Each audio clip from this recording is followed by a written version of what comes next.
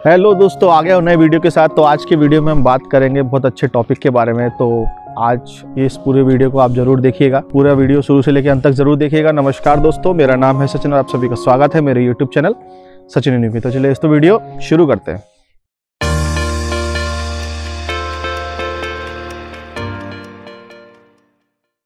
तो दोस्तों, सबसे पहले वीडियो स्टार्ट करने से पहले आपसे एक रिक्वेस्ट करना चाहूँगा कि मैंने कई बार आपको कई वीडियो में पहले ही बताया है दोस्तों, मैं अपनी स्थिति आपको बता रहा हूँ। काफ़ी बहुत ज़्यादा मैं अर्निंग नहीं कर पाता हूँ यूट्यूब से, और उन कंटेंट को बनाने के लिए जो कंटेंट में मेहनत करता हूँ, आप देखते होंगे, कंटेंट बनाना, लिखना, उसको एडिटिंग करना, फिर सही सत्यता आपके सामने आती है।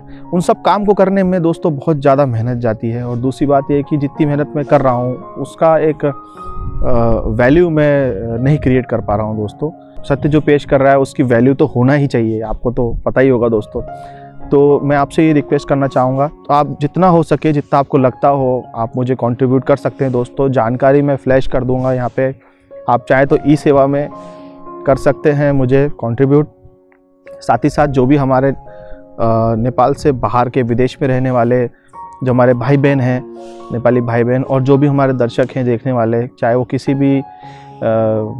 भी नेशनलिटी के हों, वो चाहे तो पेपाल से कंट्रीब्यूट कर सकते हैं।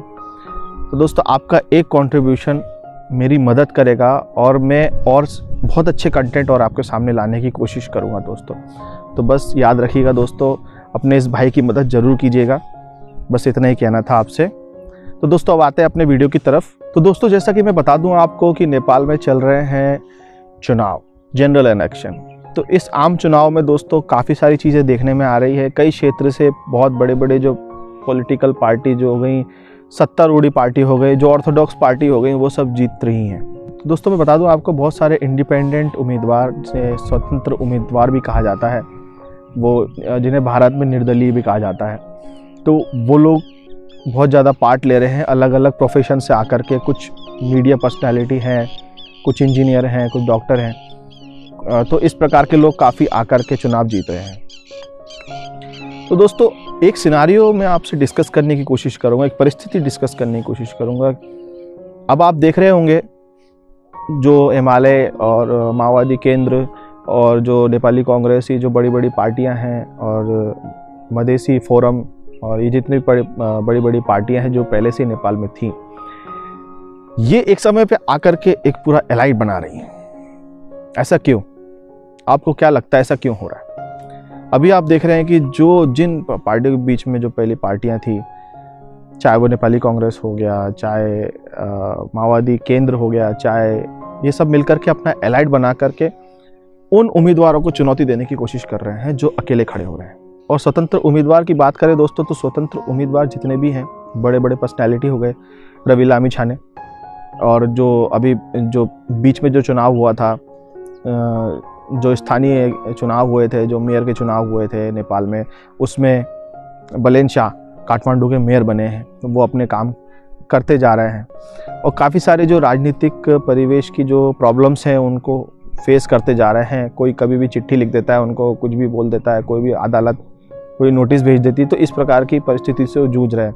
तो दोस्तों, एक बात आप सोचिएगा, अपने दिल पे हाथ रख के पूछिएगा, क्या अगर ये नेपाली कांग्रेस, माओवादी केंद्र, उसके बाद फिर आप चले जाएं यहाँ पे हिमालय और मधेसी फोरम, ये सब जितने भी पॉलिटिकल पार्टी अगर ये सत्ता में होते, या इनका कोई मेयर होता, या कोई ये चुनाव जीत रहे होते, क्या इतनी परेशानी है वो लोग को आती? उनको दिक्कतें आती? दोस्तों, मैं बता दूं आपको, जो सही काम करता है ना, उसको परेशानी आती है। जो लोगों के लिए करता है उसको परेशानी आती है, उसको फेस करना ही पड़ता है। तो ऐसी आप देखें, एक समय ऐसा आएगा, मुझे ऐसा लगता है दोस्तों, कि जो ये भ्रष्ट पार्टियां हैं जो पहले से ही नेपाल में राज करती थी, और जिन्होंने काफ़ी बहुत ज़्यादा नुकसान पहुंचाया नेपाल को, हर एक लेवल पे हो गया, इंडस्ट्री लेवल पे हो गया, पॉलिटिकल क्राइसिस हो गया, सोशल जस्टिस हो गया, इकोनॉमिक्स हो गई, तो इन सब चीज़ों में काफ़ी ज़्यादा नुकसान पहुंचा है नेपाल को। और वो पार्टियां आज अपने आप को संगठित बता करके लोगों की आंखों में धूल झोंकने की कोशिश कर रही हैं। वो लोग एक तरफ हो गए, और दूसरी तरफ जो भी इंडिपेंडेंट उम्मीदवार हैं जो जीते हैं, चुनाव जीते हैं, आम चुनाव में जो लोग जीते हैं वो लोग एक समय पे हो सकता है वो लोग इकट्ठे हो जाए, भले इंडिपेंडेंटली कार्य करें, उनकी कोई पार्टी ना हो, पर वो इकट्ठे हो जाए। तो ये जो प्रोसेस है ना, ये इंडिपेंडेंट उम्मीदवार वाला, ये बहुत अच्छा प्रोसेस है। ये कहीं ना कहीं ना नेपाल को बहुत आगे पहुंचाने की कोशिश करेगा। ये चीज़ मैं सोचता हूँ कि भारत में भी होना चाहिए। होता है, निर्दलीय जीतते हैं, पर वही है कि बड़ी पार्टियां निर्दलीयों को खरीद लेती हैं। अब इनके साथ चैलेंजेस क्या हैं? जितने भी इंडिपेंडेंट उम्मीदवार हैं जो जीते हैं, इन लोग के साथ चैलेंजेस ये हैं कि ये बिके ना। इन लोगों ने बड़ी बड़ी बातें करके चुनाव जीत तो लिया, पर इनके काम को अब देखना पड़ेगा कि किस प्रकार ये लोग करते हैं कार्य करके। इनके एक्शन को जब तक लोग देखेंगे नहीं, तब तक समझ में नहीं आएगा कि क्या सही में इन लोगों ने सही व्यक्तियों पे विश्वास किया, लोगों ने सही व्यक्ति विश्वास किया। मुझे इस बात का ऐसा लगता है दोस्तों कि बड़ी बड़ी पॉलिटिकल पार्टियां कुछ भी कर सकती हैं, बहुत पैसा पानी की तरह बहाती हैं, वो किसी को भी लाखों करोड़ों अरबों रुपए देकर के अपनी साइड कर सकते हैं। तो इससे पता चलेगा कि वो जितने भी इंडिपेंडेंट कैंडिडेट हैं वो सब किस प्रकार जीतते हैं। तो दोस्तों, नेपाल के पार्लियामेंट में आपको एक चीज़ देखने को जरूर मिलेगी। अब यहाँ पे मिश्रित प्रकार की असेंबली आपको देखने को मिलेगी, जो हाउस ऑफ रिप्रेजेंटेटिव है, जैसे प्रतिनिधि सभा भी कहा जाता है। वहाँ पे आपको इंडिपेंडेंट लोग भी देखने को मिलेंगे। मैं तो चाहता हूँ कि हर आम चुनाव में इंडिपेंडेंट उम्मीदवारों की जो पार्टिसिपेशन है वो बढ़े और वो जीतें। इससे क्या होगा, लोग है ना डायरेक्टली उस व्यक्ति को वोट करेंगे, उसकी पार्टी को, उसके एजेंडे को वोट नहीं करेंगे, क्योंकि पॉलिटिकल पार्टियां मैनिफेस्टो में कुछ और लिखती हैं और जब ग्राउंड लेवल पे जब चुनाव जीतते हैं तो काम कुछ नहीं करते, सिर्फ पार्टी के नाम पे मार्केटिंग करके लोगों के दिमाग में पॉलिटिकल पार्टी की इमेज को अच्छा करने में लगे रहते हैं। और लोग काम को देखते हुए भी कुछ कुछ काम ऐसे कर देते हैं, तो नेता लोग ऐसे कुछ काम कर देते हैं जिससे कि उनका ध्यान हट जाता है। तो दोस्तों, मैं अगर कंपेयर करूं, अगर आप चाइना को देखें तो चाइना में होता क्या है, वहाँ पे एक पॉलिटिकल पार्टी है जिसे सीपीसी या कम्युनिस्ट पार्टी ऑफ चाइना कहा जाता है, ये नॉर्मल है। परंतु वहाँ पे एक चीज़ है, भले ही पार्टी एक है परंतु वहाँ पे कैंडिडेट के आधार पे वोट दिए जाते हैं, वहाँ पे कैंडिडेट के नाम पे वोट दिया जाता है। मतलब उस पार्टी के अंदर भी जितने लोग हैं, जितने लोगों ने चुनाव लड़ने के लिए अपना नॉमिनेशन फाइल किया है, एक सीट पे मान लीजिए 10 लोग, अगर 10 कम्युनिस्ट पार्टी ऑफ चाइना के कैंडिडेट खड़े हैं, तो वहाँ पे CPC communist party of China का महत्व कम हो जाएगा, वहाँ पे उसको नहीं देखा जाएगा, वहाँ पे कैंडिडेट को देखा जाएगा। तो इससे क्या है कि सही व्यक्ति निकल के आता है बाहर। वो आइडियोलॉजी अलग है, मैं कम्युनिस्ट विचारधारा की बात नहीं कर रहा हूँ, जो उनके मॉडल की बात नहीं कर रहा हूँ, जो उनका जो हेरिडेटरी चलता हुआ आ रहा है, जिस प्रकार वो रेवोल्यूशन हुआ और माओ से तुंग ने सरकार बनाई, वो उस पर नहीं जा रहा हूँ मैं। ये सिंगल व्यक्ति की बात है, एक सिंगल व्यक्ति को किस प्रकार यहाँ पे वोट किया जाता है। तो इसी प्रकार की व्यवस्था भारत में भी है, परंतु क्या है कि बड़ी पॉलिटिकल पार्टियों ने कब्जा करके रखा हुआ है, वो छोटे उम्मीदवारों को खरीद लेते हैं, अगर वो जीतते भी हैं तो। वैसे करके नेपाल में भी एक चैलेंज यही है। पर एक है कि चाहे तो उम्मीदवार अगर अच्छा काम करके दिखाए तो एक रास्ता ओपन है कि नेपाल में ये मॉडल बदल सकता है। मतलब यहाँ पे एक चेंज होने की प्रक्रिया देखी जा सकती है कि किस प्रकार एक पर्टिकुलर उम्मीदवार के काम को देखा जाए, उसको ही वोट किया जाए, भले वो किसी पार्टी से बिलोंग ना करे। ये अपने आप में अलग है, ये बहुत बड़ी बात है। अब देखते हैं कि जो इंडिपेंडेंट कैंडिडेट जो जीते हैं वो लोग किस प्रकार कार्य करते हैं, और वो अब आगे बढ़ने के लिए केंद्रीय लेवल पे जो अपने इंडिपेंडेंट ही, चाहे देखें तो इंडिपेंडेंट ही कैंडिडेट को साथ में लेकर के वो प्रधानमंत्री के पद तक पहुंच पाते हैं या नहीं पहुंच पाते, ये भी बहुत बड़ा चैलेंज है। इसको समय लगेगा पर नामुमकिन नहीं है दोस्तों, मुश्किल है, नामुमकिन नहीं है, ये मैं जानता हूँ।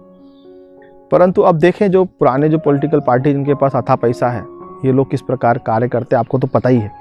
एक क्वेश्चन और उड़ जाता है कि अगर ये जो रूढ़िवादी पार्टियां हैं जितनी पहले अभी से चलती हुई आ रही हैं, चाहे वो कम्युनिस्ट पार्टी ऑफ नेपाल हो गई या communist party of Nepal UML हो गई या फिर मधेसी फोरम हो गया या नेपाली कांग्रेस, ये एक साथ मिलकर के क्यों आ गए? एक समय में तो ये सब एक दूसरे के विरोधी थे, पर कहते हैं ना कि जब किसी अपोजिट के दुश्मन से लड़ना पड़ता है तो दुश्मन आपका भले कोई भी दुश्मन हो, उसके साथ आपको बॉन्ड होकर के उसके साथ मदद में आपको लड़ना पड़ता है। तो इसी प्रकार की चीज़ देखने को मिल रही है और ये आपको देखने को मिलेगी।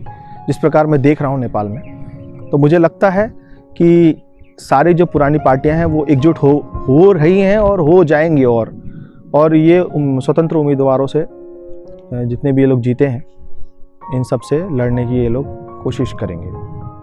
अब इनकी ईमानदारी यहाँ पे देखना है दोस्तों, किस प्रकार लोगों ने जिन इंडिपेंडेंट उम्मीदवारों पे अपना विश्वास जताया है, ये किस प्रकार अपना काम करते हैं और ये बिकते नहीं है। ये सबसे बड़ा इशू है, देखना है।